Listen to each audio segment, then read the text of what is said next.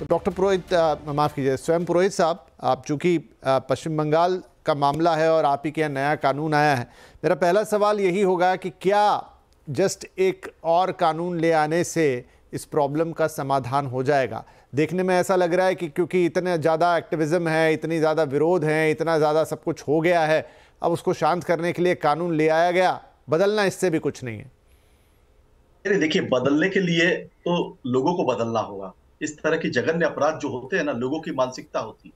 मगर कानून लाना सरकारों की नीयत बताता है कि सरकार इसके मतलब इस सख्ती के साथ खड़ी है ऐसे जघन्य अपराध के खिलाफ। कानून जो होता है वो आपकी नीयत बता रहा है कि सरकार की नीयत इस मामले में क्या है।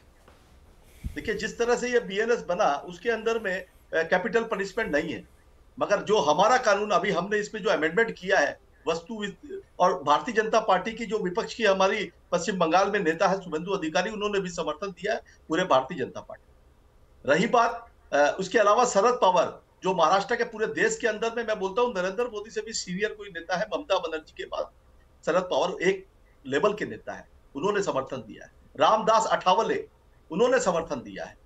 तो आप देखिए, देश के अंदर से हर तरफ से समर्थन की बात आ रही है इस कानून पे। What Bengal thinks today, India thinks tomorrow. ये एक हिस्टोरिकल कानून है, ये लोगों को समझना होगा कि ये कोई राजनीति नहीं है। इसके अंदर में सरकारों का काम है कानून बनाना। केंद्र सरकार को, प्रधानमंत्री जी को हमारी नेत्री ममता बनर्जी ने लेटर लिखा, एक राज्य की मुख्यमंत्री है, उसके 15 दिन बाद तक जवाब नहीं आता है कि भाई आप कानून बनाइए, आपके पास अधिकार है, आप बनाइए, सख्त से सख्त कानून बनाइए। जिस दिन ये जघन्य अपराध हुआ उस दिन हमारे नेता अभिषेक बनर्जी ने कहा कि इस व्यक्ति को सरेआम फांसी देनी चाहिए या शूट आउट कर देना चाहिए, इसके लिए फास्ट ट्रैक कोर्ट चलना चाहिए। तो इस तरह की बहुत सी चीजें हुई है। अपराजिता कोर्ट की बात करूंगा, हर जिले के अंदर में देखिए, पश्चिम बंगाल में जब ममता बनर्जी मुख्यमंत्री बनकर आई थी उसके पहले वामपंथी 34 साल तक थे यहाँ पर, और महिलाओं का थाना शून्य था। आज वामपंथी शून्य पर हो गए हैं। पश्चिम बंगाल में ममता बनर्जी की सरकार आने के बाद में प्रत्येक जिलों के अंदर में महिला का, बहुत से जिलों में 50 से भी ज्यादा करीबन ये थाने बने हैं महिलाओं के, और भी बने। फास्ट ट्रैक कोर्ट 88 है, जो मीडिया इसके अंदर में दिखाती है, गलत डाटा दिखाती है। राज्यसभा का जो राज्यसभा में जो लेटर 23 जुलाई को दिया गया पिछले साल, उसमें कहा है कि इंडिया में हाईएस्ट उत्तर प्रदेश में फास्ट ट्रैक कोर्ट, नंबर 2 पे महाराष्ट्र, नंबर 3 पे वेस्ट बंगाल, पश्चिम बंगाल है। देखिए, जघन्य अपराध देश में कहीं भी हो, ये कलकत्ता में एक जघन्य अपराध हुआ है, चाहे वो जोधपुर में हो, चाहे वो बदलापुर में हो, चाहे वो कहीं भी हो, मैं कहूंगा भारत के किसी कोने में हो, तो कानून बनाना सरकारों का काम है। ठीक है स्वयं साहब, अब ये बताइए जी, का काम है। ठीक है, मैंने आपकी बात सुन ली। अब मुझे बताइए कि क्या आप इस बात की गारंटी लेते हैं कि आप ये जो कानून का जिक्र कर रहे हैं, कह रहे हैं कि ये नीयत बता रहा है आपकी, और ये बनाने के बाद क्या सब कुछ ठीक हो जाएगा? क्या उसके बाद ऐसी कोई घटना नहीं घटेगी? नहीं, देखिए, मैं आपको एक बात का दावा दूंगा कि कानून के साथ में जो भी दोषी, देखिए, घटना घटेगी कि नहीं घटेगी इसकी गारंटी कौन लेता है? तो फिर क्यों ये बात कह रहे हैं? फिर क्यों ये बात कह रहे हैं? कानून तो निर्भया के बाद भी नहीं, स्वयं साहब, कानून तो निर्भया के बाद भी बहुत बड़े बड़े बने, लेकिन उसके बावजूद भी ऑलमोस्ट वैसा ही कांड हुआ कि नहीं हुआ? तो क्या कानून बना देने से और अच्छी नीयत रखने से बात बन जाएगी? नहीं, देखिए, कमी, देखिए, एक दिन में 90 बलात्कार देश में रोज, 90 रेप्स, ये गवर्नमेंट का डाटा है, मैं नहीं कह रहा हूं, प्रत्येक दिन हो रहे हैं। तो उन पर अगर कमी आएगी और पकड़े जाएंगे आरोपी, और लोगों के मन में एक भय होगा, डर होगा। कानून किस लिए बनता है? चोरी करने से मुझे इतनी सजा होगी, खून करने से, तो ये 90 का आंकड़ा तो आपके पास 1 महीने पहले भी रहा होगा, तो हम क्या ये माने कि इंतजार हो रहा था कि फिर कुछ ऐसा घटेगा? नहीं, मैं स्वयं साहब आपको सही या गलत ठहराने की मेरी नियत नहीं है यहाँ पे, लेकिन मैं कह रहा हूं कि 90 का आंकड़ा तो कोई 1 महीने पहले नहीं आया, लेकिन क्या हम इस इंतजार में थे कि ऐसी कोई घटना घटेगी और फिर हम कानून बनाएंगे? नहीं, सारी चीजें पहले से मौजूद है। ये जो नहीं, ऐसा नहीं है, ऐसे इंतजार में नहीं थे। देखिए, कानून बना, बीएनएस जो बना हमारे देश के अंदर में, अभी बहुत बड़ा कानून उन्होंने बदला, उसमें कुछ बदलाव किए, मगर सभी राजनीतिक दल, सभी पार्टियों को, विपक्षी पार्टियों को लेकर भारतीय जनता पार्टी नहीं बैठी। प्लानिंग कमीशन में जैसे पहले बैठते थे, सेक्रेटरी बैठते थे, लॉ मिनिस्टर्स बैठते थे, बैठ करके कानून बनाते थे, कोई चर्चा नहीं हुई, उसको थोप दिया गया।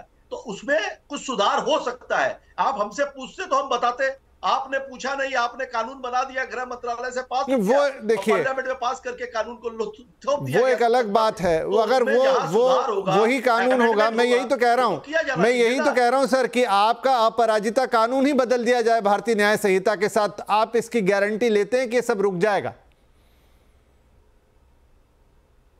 नहीं रुकेगा। शतरूपा मैम, आपने तो समर्थन किया है यहां पर पश्चिम बंगाल में इस कानून का, आपके विधायकों ने, क्या आप इसको आगे पास भी होने देंगे? मतलब अब राष्ट्रपति के अनुमोदन के बिना तो ये आएगा नहीं, और इसका आएगा मतलब कि बंगाल में इनका कानून चलेगा और बाकी जो आपकी न्याय संहिता वो अलग रहेगी। क्या इस पर क्या कहना है आपका कि बंगाल अपना अलग कानून बनाए? वो बात की बात है, हम उस पर और चर्चा करेंगे कि उस कानून से होगा कितना कुछ। विपिन जी नमस्कार, ये मेरा आप लोगों के साथ पहला शो है। मैं सिर्फ इतना शुरू में मैं ये कहना चाहती हूँ कि हाँ, ये सही है कि हमारा जो विधायक है वो in principle they have supported the spirit of the law that has been Aparajita का, जो not the contents but the spirit. क्योंकि हमारा लीडर ऑफ ऑपोजिशन माननीय शुभेंदु अधिकारी ने 7 पॉइंट्स ऑफ ऑब्जेक्शन या मॉडिफिकेशन लाया था, उन्होंने पढ़ा भी था, लेकिन उनको स्पीकर ने एकदम डिस्कार्ड कर दिया। बट सिंस हम लोग प्रॉमिस किए थे कि ममता बनर्जी मुख्यमंत्री जितना देर तक और जो भी उनको बोलना इच्छा है बोल सकते हैं, जितना देर तक बोलना चाहे बोल सकते हैं, कोई भी अपोजिशन नहीं किया गया। इन प्रिंसिपल हमने सपोर्ट किया। लेकिन यहाँ मुझे थोड़ा अगर मोहलत मिले तो मैं थोड़ा some points I want to point out. एक है कि भारतीय न्याय संहिता, स्वयं पुरोहित जी ने बहुत कुछ बोले हैं। भारतीय न्याय संहिता जब बने थे तब हर एक राज्य को चिट्ठी लिख के उनका ओपिनियन मांगा गया था। केंद्रीय सरकार ने हर एक राज्य को चिट्ठी लिखा था, लेकिन पश्चिम बंगाल सरकार, जैसा उनका स्वभाव है, उनको अपोजिशन करना था, कुछ नहीं बोले। फिर जब प्रीवियस टर्म खत्म होने वाली थी, लास्ट सरकार जब खत्म होने वाली थी, तब ममता बनर्जी ने एक चिट्ठी लिखा प्रधानमंत्री जी को कि Bharatiya Nyaya Sanhita was formed in the dark days of parliament. Dark days मतलब उनको क्या मतलब है मुझे नहीं पता, लेकिन तब उनको याद नहीं आया। उनको लगता है कि ये जो जनरोष एकदम रास्ते में लोग उतर आए हैं, उनका डिविएशन करने के लिए एक आई वॉश करना चाहिए। तो उन्होंने ये लाया, और लाया भी। अगर आप हर एक मॉडिफिकेशन देखें, वो खुद ही पढ़े हैं कि हमारा मतलब भारतीय न्याय संहिता में ऑल द पेनल्टीज एक मिनिमम है, एक मैक्सिमम है। ममता बनर्जी ने इतना सिर्फ किया है कि हर किसी को जो भी whatever the crime is related to women, एकदम तुरंत हैंग बाय डेथ पेनल्टी उन्होंने मांगा है। इतना चेंज उन्होंने किया है। तो हमारा 7 पॉइंट जो हमारा लीडर ऑफ ऑपोजिशन ने डाला था वो पूरा सीधा डिस्कार्ड कर दिया। फिर भी since we had promised we will support it in spirit, हमने सपोर्ट किया। बाकी जो आपका प्रश्न है, देखिए ये तो हर किसी को पता है कि अगर एक बिल पार्लियामेंट या विधानसभा से उठ के जाता है, वो राज्यपाल या राष्ट्रपति के पास जाएगा। वहां पे हमारा वैसे कोई हाथ नहीं होता है। अगर तृणमूल अगर ये मान के चले कि हाई कोर्ट बीजेपी का ऑफिस बन गया, राज्यपाल माननीय राज्यपाल बीजेपी के कार्यकर्ता बन गया, उनका जो परसेप्शन है वो उन परसेप्शन से रहे। अगर राज्यपाल को लगता है ये बिल आगे जाएगा तो राज्यपाल साइन करेगा, नहीं तो वापस भेजेगा। ठीक है। Third point and my final point, आपको पता होगा, ये वैसे भी वरिष्ठ दोनों वकील है पैनल पे, जहां पे सोचिए अगर आइन बन गया पश्चिम बंगाल में और कोई बलात्कारी जो है उनको डेथ पेनल्टी, पश्चिम बंगाल का आइन अनुसार वो उसको डेथ पेनल्टी मिल गया।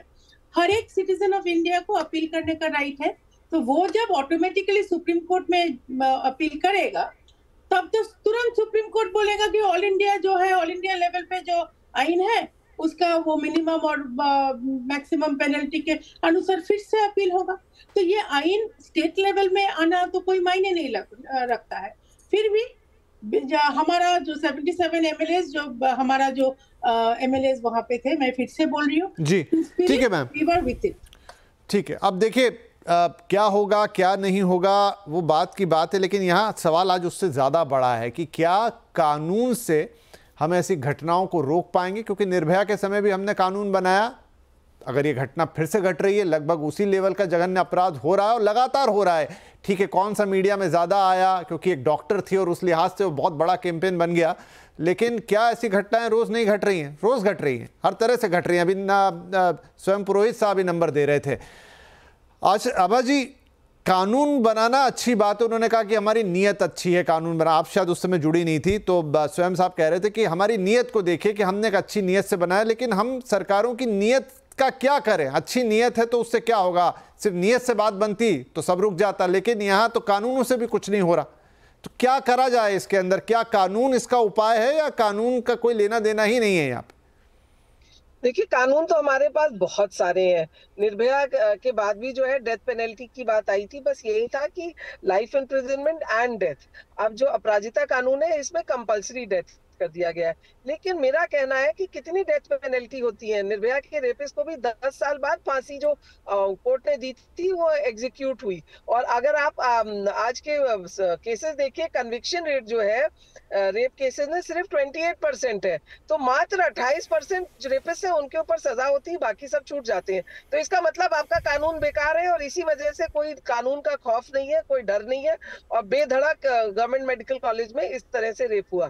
तो क्या प्रॉब्लम्स है? प्रॉब्लम्स है कि आपका पुलिस जो है वो एफआईआर ठीक से नहीं करती, फोरेंसिक सही नहीं इकट्ठा करती है, जो चार्जशीट बनाती है उसमें इतने लूप होल्स रहते हैं कि ट्रायल के वक्त जो है रेपिस्ट के, मर्डरर्स के जो वकील होते हैं वो इनकी धज्जियां उड़ा देते हैं पुलिस की जो रिपोर्ट होती है। फिर उसके बाद ट्रायल के वक्त जो होता है, जो रेपिस्ट है या क्रिमिनल्स है, इनकी पास इतनी मसल पावर होती है, मनी पावर होती है, या तो ये विटनेस को खरीद लेते हैं या धमका देते हैं। विटनेस डर जाता है, विक्टिम डर जाते हैं, वो डिपोज नहीं करते और इसलिए कन्विक्शन नहीं होता। तो कानून से ज्यादा जरूरी है कि आप अपनी जो प्रक्रिया है, कानूनी प्रक्रिया, उसको सुधारें। उसमें ये करें कि आपका जो कन्विक्शन है वो 80% हो, 100% नहीं हो। अगर मैं कहती हूँ 28% से बढ़ के 80% भी हो जाए तो इस पे रोक लगेगी, लोगों को डर होगा। नहीं तो लोग सोचते हैं कितने रेप करके बार बार करके जाते हैं, बाद में वो बाहर निकल आते हैं। और ये भी देखा गया कि रेपिस्ट को माला पहना के भी अप्रिशिएट किया जाता है। तो फिर जरूरी है कि हम कानून सही करें, प्रक्रिया सही करें, कोर्ट में केस सही से आए और विक्टिम प्रोटेक्शन हो, विटनेस प्रोटेक्शन हो। और जिस दिन कन्विक्शन सही ढंग से हो जाएगा, कानून का डर हो जाएगा। सिर्फ फांसी की सजा बना देने से फांसी रेप नहीं रुकने वाला है। जी, विराग